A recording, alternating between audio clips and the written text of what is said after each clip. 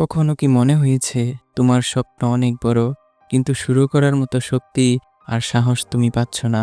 প্রতিদিন নিজেকে বলো কাল থেকে শুরু করব, কিন্তু সেই কাল আর আসে না। তুমি অনেক ভাবো, অনেক চেষ্টা করো, তবুও এমন একটা জায়গায় গিয়ে দাঁড়াও যেখানে শুরু করাই হয় না।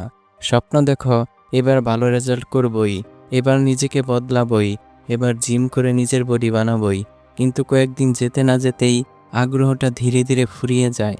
উৎসাহ কোথায় যেন হারিয়ে যায়। এটা এই জন্য না যে তুমি অলস নও।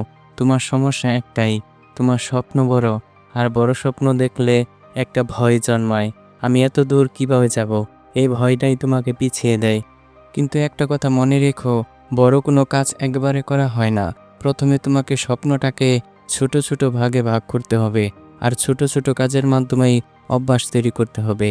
এতে কাজ যদি অভ্যাসে পরিণত হয়, তাহলে সফলতার পথ অনেক সহজ হয়ে যায়। ধরো তুমি জিম শুরু করেছ, 1 সপ্তাহ পর দেখলে কোনো বড় পরিবর্তন চোখে পড়ছে না, আর তখনই তুমি হতাশ হয়ে পড়লে।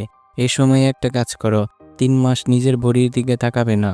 তোমার ফোকাস থাকবে শুধু এক জায়গায়, আজ তুমি জিমে গেছো কিনা, আজ তুমি কি শিখলে, আগে কত মিনিট রানিং করতে পারতে, আজ কতক্ষণ করলে। প্রতিদিন শুধু এটুকু হিসাব রাখো, আজকের কাজটা আমি করেছি কিনা। ফল নিয়ে ভাববে না, ফল নিজে থেকেই আসবে। একদিন হঠাৎ করে দেখবে বডিতে শেপ চলে এসেছে, আর তখন তোমার আগ্রহ কেউ আটকে রাখতে পারবে না। তুমি হবে অপ্রতিরোধ্য।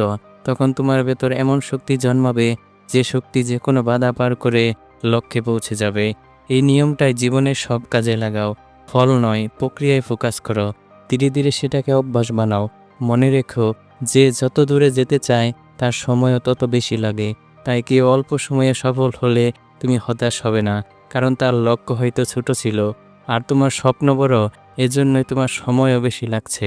ধৈর্য ধরো, লেগে থাকো, তুমি ঠিকই পৌঁছাবে ইনশাল্লাহ।